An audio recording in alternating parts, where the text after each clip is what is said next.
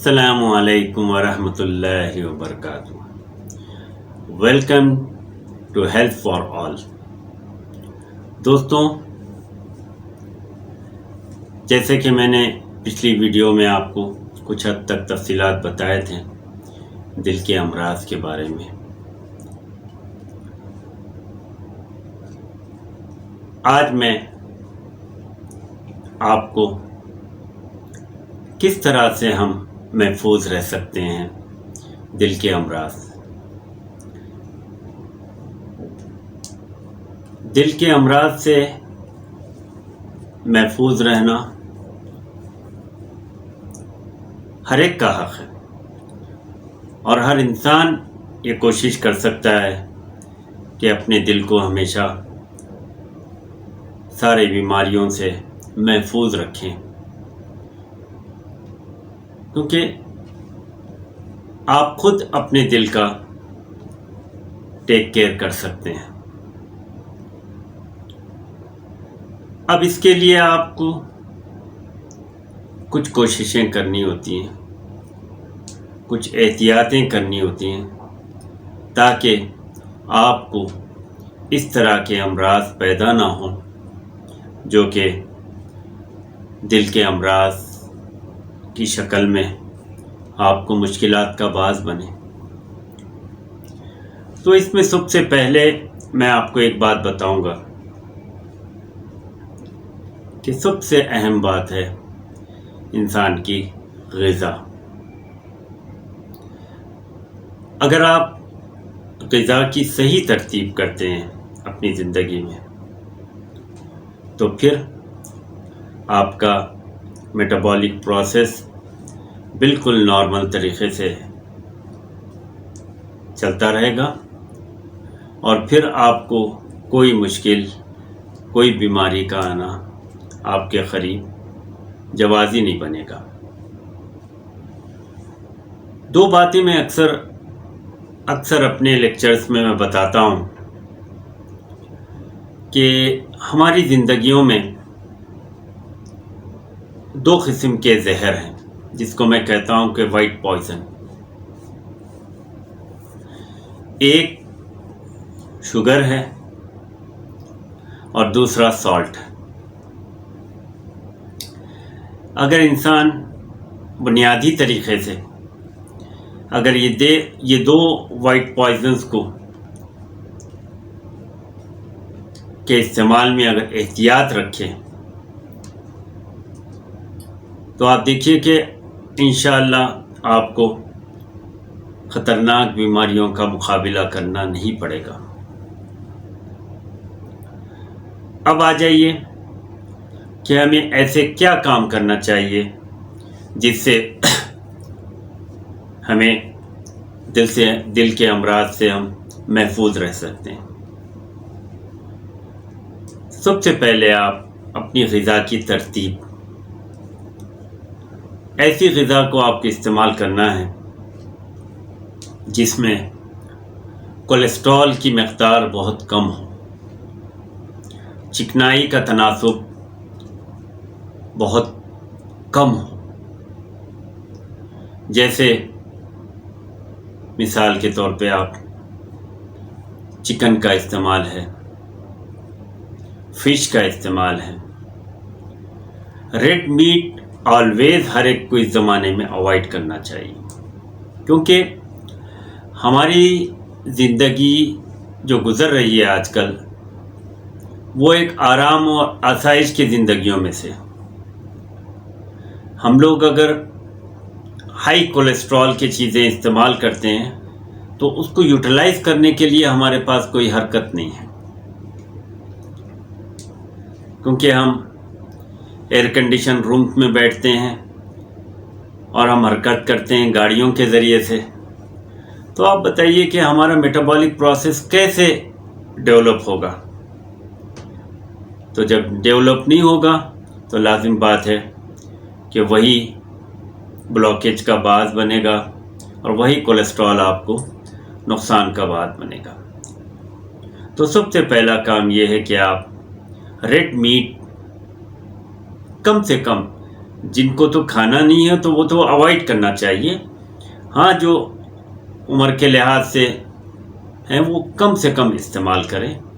اور زیادہ سے زیادہ جو آپ یوز کر سکتے ہیں وائٹ میٹ میں آپ کو 2 چیزیں آ جاتی ہیں، ایک چکن اور ایک فش.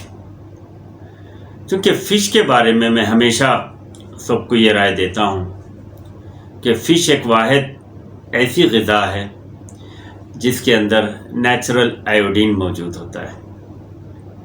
اور جو سمندری فش ہوتے ہیں، سمجھے آپ، جو کلٹیویٹ کرتے ہیں یا فارمز کے ہوتے ہیں ان کی بات میں نہیں کر رہا ہوں. جو سی فش ہوتے ہیں تو ان میں آیوڈین کی مقدار کافی اچھی ہوتی ہے. اب تو یہاں آپ کو میں ایک بات سمجھاؤں گا کہ آیوڈین اور کولیسٹرول یہ دونوں ایک دوسرے کے دشمن ہیں.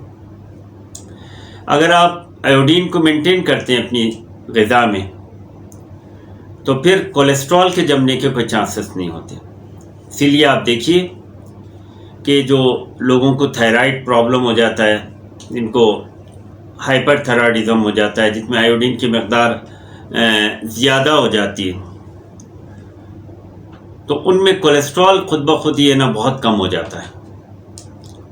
اور جن میں ہائپو تھائرائڈزم ہوتا ہے جس میں آیوڈین کی مقدار کم ہو جاتی ہے، ان میں کولیسٹرول جو ہے زیادہ جاتا ہے، ان خطرناک نتائج بھی ہوتے ہیں ان سے.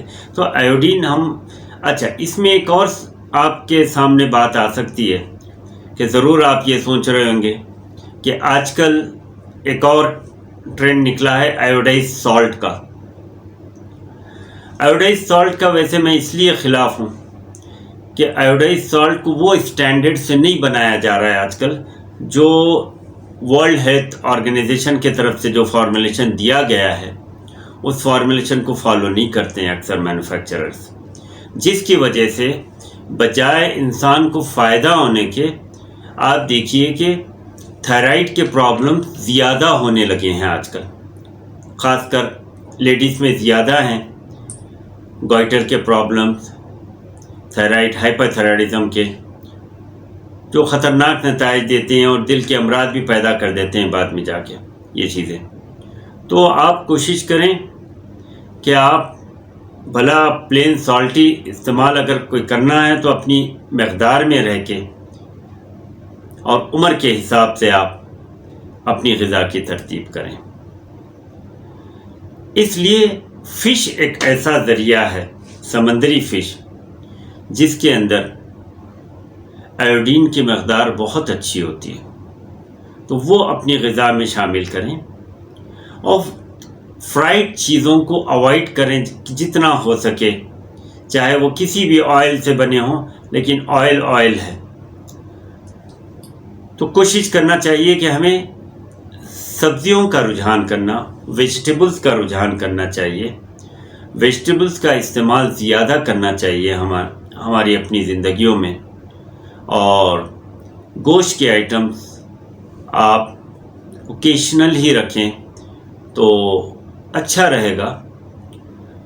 باقی اگر احتیاط سے آپ اگر استعمال کرتے ہیں اور اس کے ساتھ آپ اپنے جسم کی ورزش اور ایکسرسائز وغیرہ اور واک وغیرہ کو آپ پابندی سے اگر جاری رکھتے ہیں تو انشاءاللہ میں نہیں سمجھتا کہ اس کے بعد آپ کو کوئی مشکل پیش آئے گی، کیونکہ اپنی باڈی کے سسٹم کو مینٹین کرنا اسی انسان کے بس میں ہے.